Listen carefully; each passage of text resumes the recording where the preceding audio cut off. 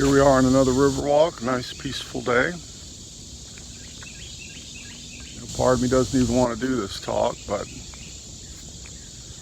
I got it going through my head anyway, so what the fuck, right? Had a long conversation last night with a friend of mine, old friend, on the telephone. And, we're talking about all the crazy stuff that's going on, riots, protests, politics, all this stuff. And at one point I said, the level of craziness that we have, would this even be happening without the internet? He said, nope, I don't think so. So, the idea of being connected, like, and it's like, it's a good thing, got to stay connected, It's like, but the trouble with the idea of connection is that there's also elements of disconnection.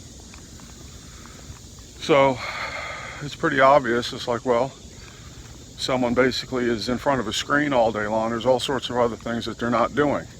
So they might think they're socially connected, but they never talk to people face to face. So is that connected or not? Is it social or not? Is social media media? Is social media social? Or is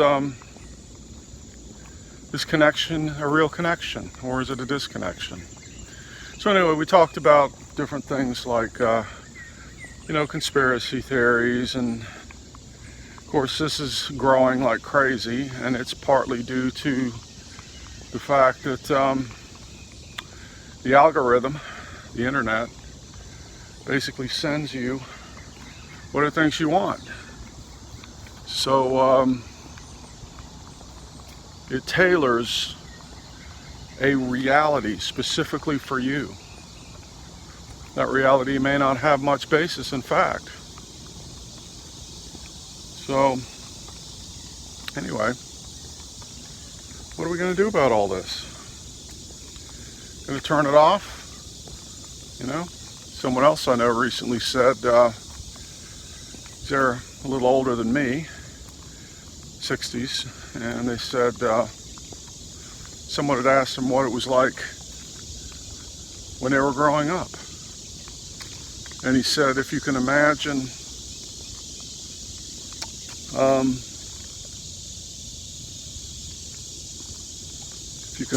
the last power outage you had, that's what it was like. And I've done a story about this, I've mentioned it before, about what happens to people when the power goes out. And basically, things quiet down. Time slows down. There's a sort of a peace. Far more likely to go outside and talk to your neighbors, until the power comes back on and everybody goes back in the box. So, this internet culture that we have, in a lot of ways, it's what I would call a junkie culture. It's an addictive culture. So, it's been designed this way. It's been said by other people. It's like, you get a pleasure hit when someone pays attention to you. And if you don't get much attention, or it's minimal, over time you wind up getting sort of depressed. So there's a lot of that out there too, depressed people, but they're all connected socially. Why should they be depressed? So it's not a good trend, Occasionally you'll see some video where it's like, it's like, I decided to get offline, and boy, my life is so much better. Yeah, but you had to get online to talk about it, didn't you?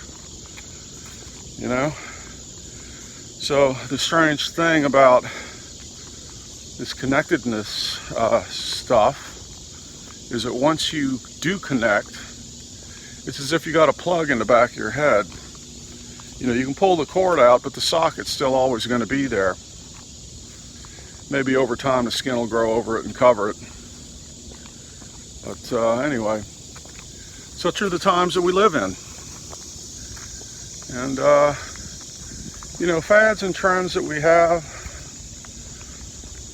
it's funny that every generation thinks that they're cutting edge and that they're new, and, you know, there's all this novelty, and that old people, you know, the other generations, you know, are just old farts and they're boring and they were, you know. So we got to have all this signaling to tell people that we're, you know, newer and better, things like that. And essentially, I think that all those sort of, hold on.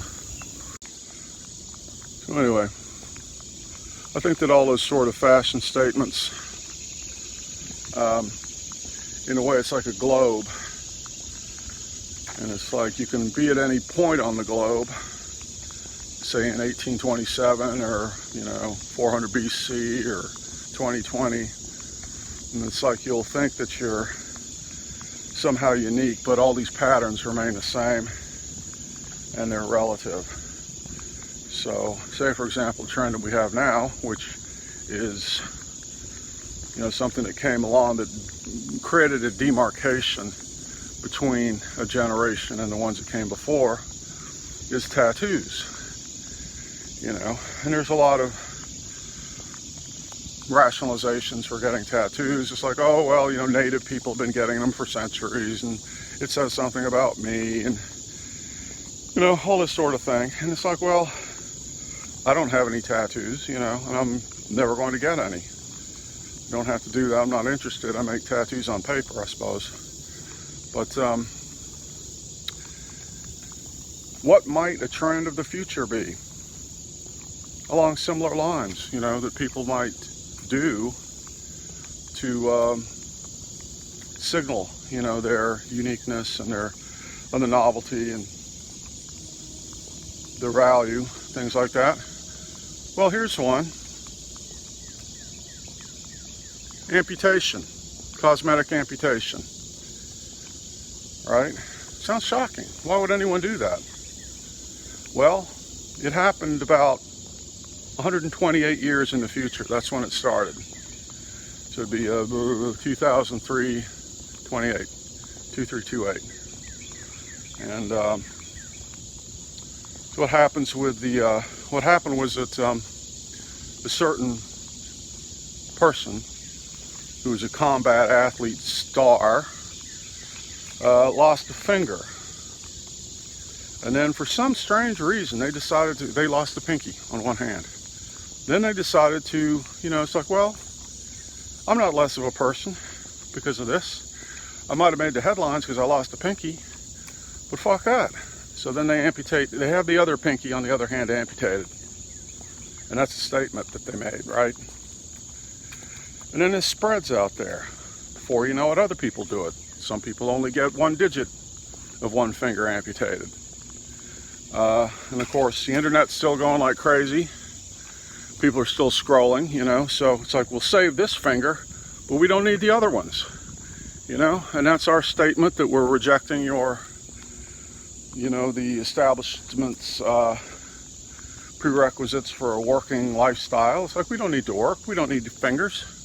What is this, you know? So anyway, pretty soon you have younger people getting their fingers amputated in huge numbers. There's a curve, it's going up. More of it's happening. And then, you know, over a few decades, it begins to drop off. All kinds of, you know, news coverage of what's going on and horror stories and, you know, what happens to the fingers. And, you know, it's like you might be able to get a tattoo removed. But then, of course, this is 128 years in the future, so it's like you can get a bio, what do you call it? You know, basically a fake finger, and you know, and then your fingers are back. You know, cyborg, not cyborg, but you know what I mean. So, but anyway. That type of cultural thing that people might use to define themselves, I mean, you've always had that in one way or another. You have, you know, circumcisions or nose rings or, you know, whatever, hairdos, clothes, on and on and on. But anyway,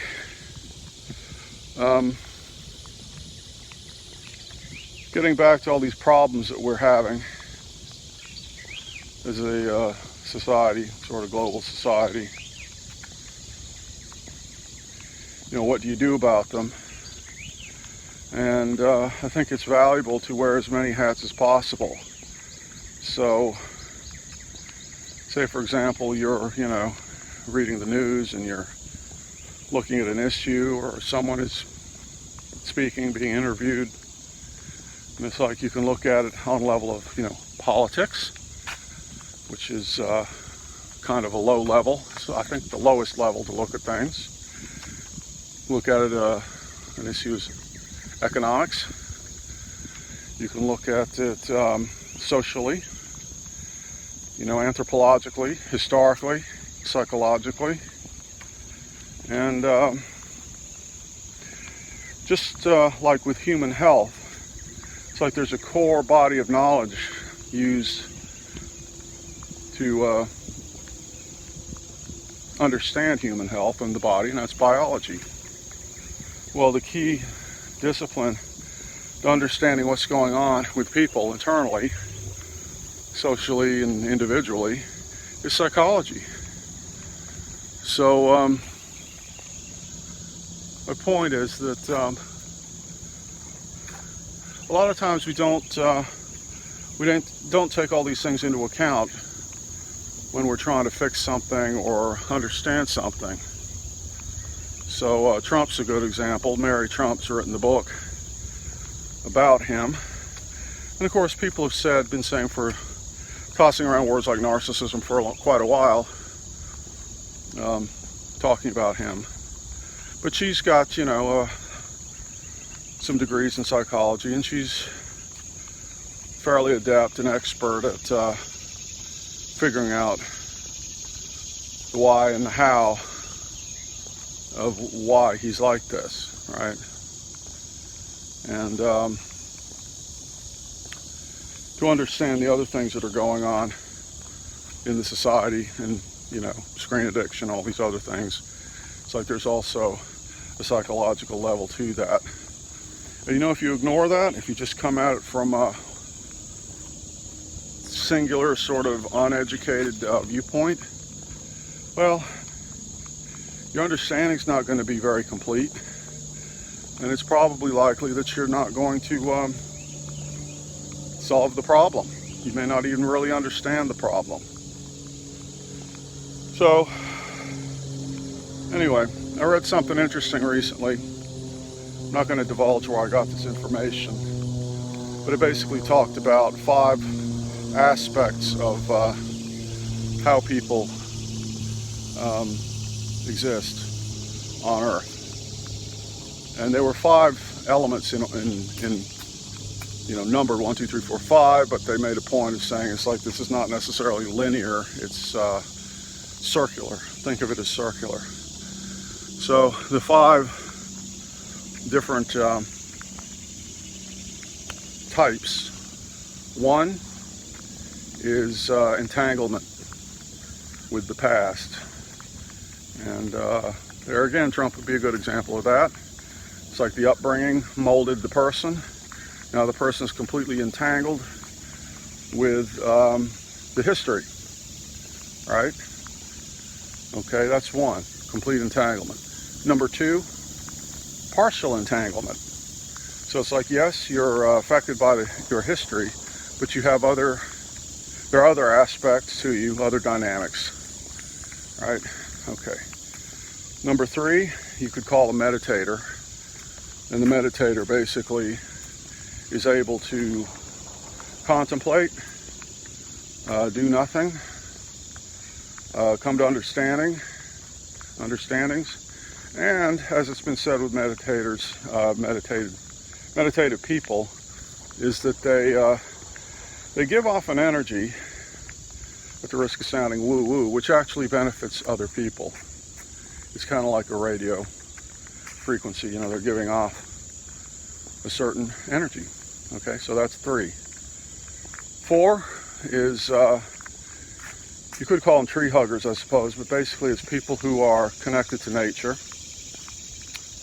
And that, of course, has its own value because we're sort of part of nature anyway.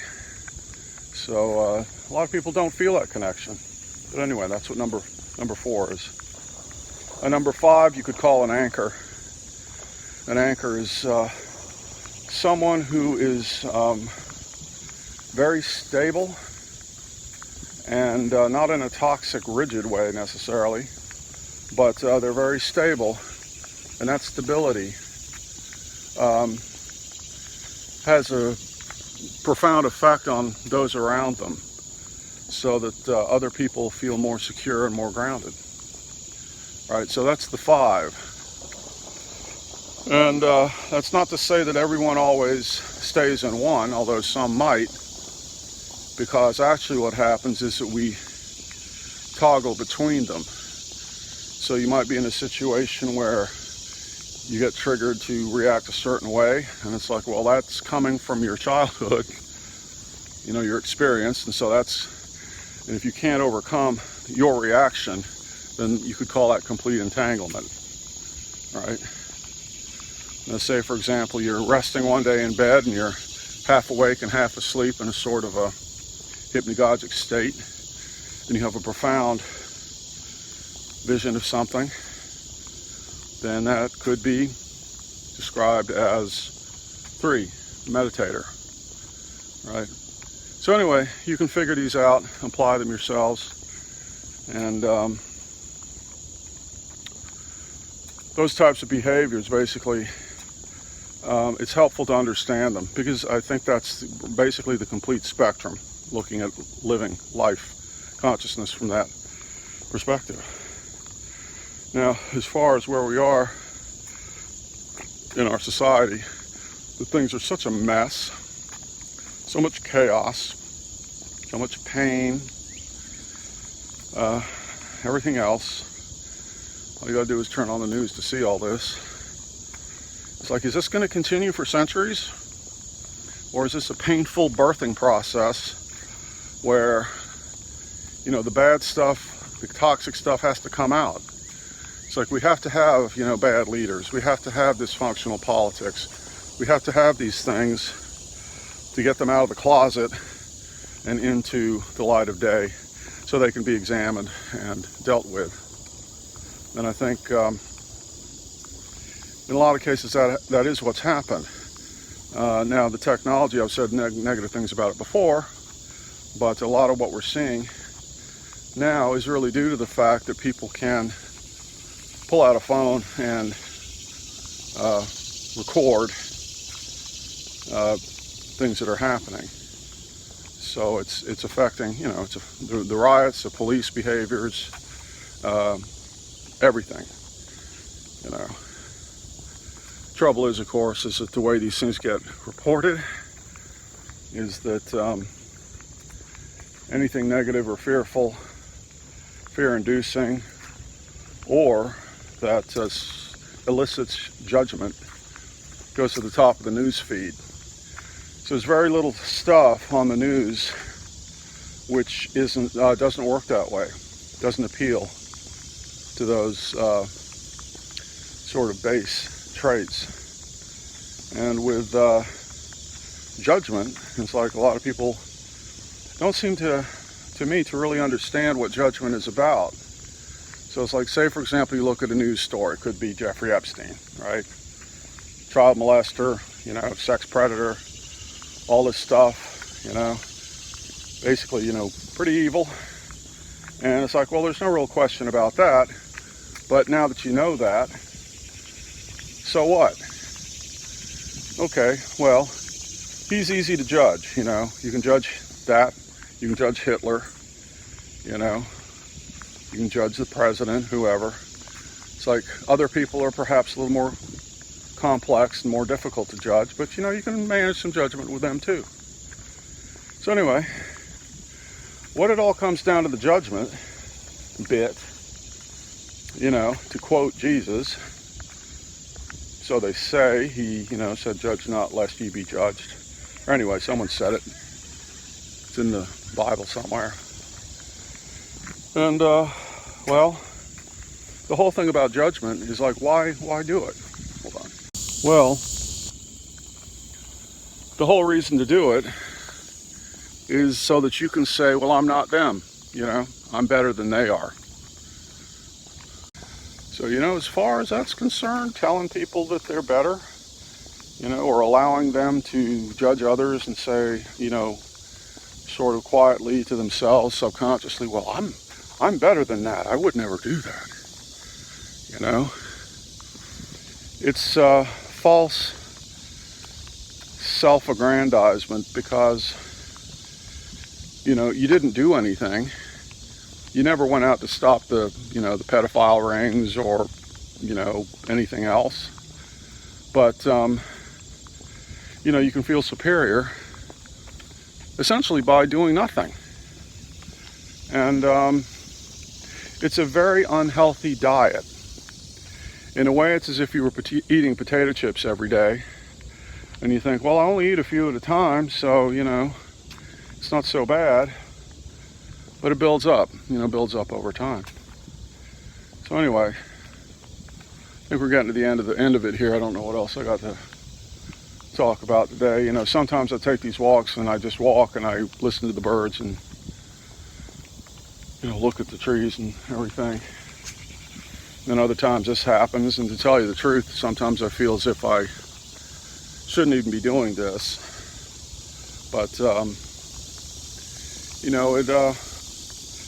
in a way, it's kind of like my art course, I give advice and things like that, and from my experience, and if people can use it for something, great. If they don't, well, they don't have to listen. And it appears like there's about 50 hardcore people who watch these videos, and it's like, I think that's great, and you're very brave, and there's something you want to hear or hear me talk about. Maybe you're following me because of art or music, or I don't know, but let me know. Okay, ciao.